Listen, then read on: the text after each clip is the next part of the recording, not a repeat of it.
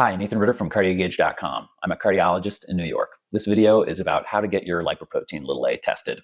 Let's take a look. So you've decided to get lipoprotein(a) tested. Maybe your close relative had a heart attack, mother, father, sister, brother, or you're adopted and you don't know the details of your family health history. Maybe you're proactive and you just want to know. And then anybody who's had a stroke, heart attack, or stent, it makes sense to check it.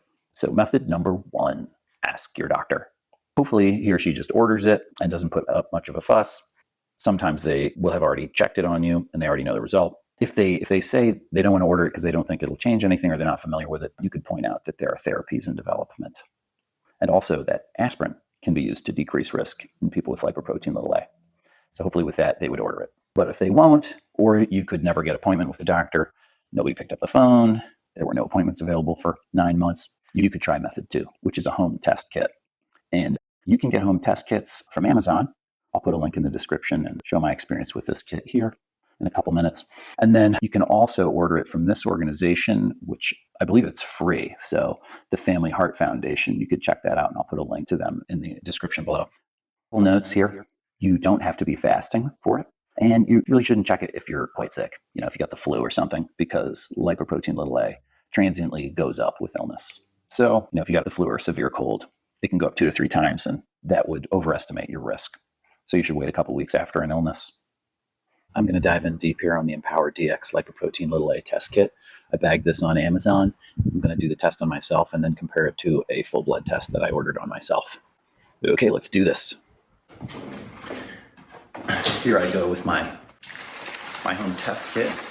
Got from Amazon, obviously. Came right away. I think it was next day. I haven't looked at it yet, so. Okay, blood sample return bag. 4 large drops of blood place here. Okay. Shipping package. Here's some instructions. I gotta activate my account. I must collect and ship my sample the day I activate my kit. Wash hands in warm water for 2 minutes. Gotta make sure you get enough blood. Okay, hope I don't pass out here. Ha ha ha. Happily, they gave me 2 lancets in case I mess up the first one.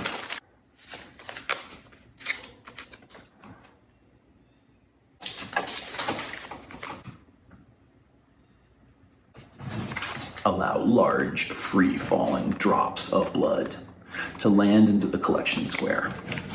Sounds like a horror movie.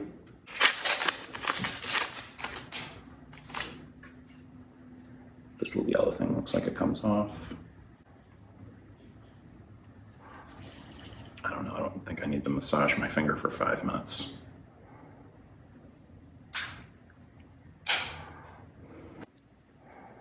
For Pete's sake.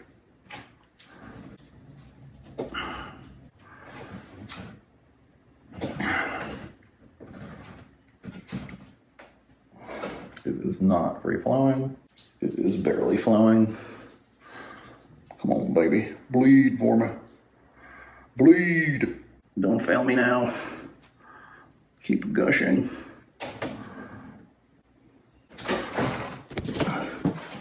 Let's take a look here.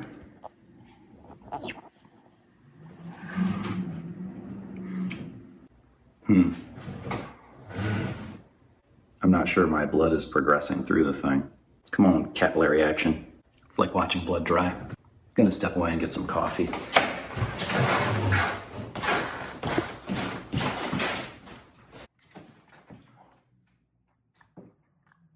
It's progressing. There's wet blood on the square. I'm gonna pack this thing up now. This is what my card looks like. The blood went. I dropped it in here in the square, 4 drops. It said wait 5 to 10 seconds between drops. That happened. And then slowly the blood seeped through the test strip over here, and it had to get past that 3rd line, so I made it. Yes! So I put it in this thing. Blood sample return bag. Place the sample bag into the biohazard bag. Danger! Seal that, make sure my germs don't get on anyone. Into the box, and then put this in the FedEx pack. Swish. And then I just dump it at FedEx. I didn't have to pay anything. I just put it in the drop box. I think you could just stick it in the box. You don't have to go to the location. And now we pray for an actual result. It would suck if that didn't work. That was kind of I guess it wasn't that hard. Here's my result 1 week later from EmpowerDx. Less than 7 nanomoles per liter, so good result for me. Really low lipoprotein little a level. And let's see how that compares to the official phlebotomy test I had, where the blood got sent off to the laboratory. And it's the same result, so matches up. Accurate for me anyway. Overall, I was happy with the kit. It got the job done. It's kind of pricey, 99 bucks, but at least now I know my lipoprotein little a, and if you can't get it done by your own doctor or you don't have insurance, it is possible for you to order the kit and get your lipoprotein A done. So overall, I'd recommend it. Next up, what to do if you have high lipoprotein little a.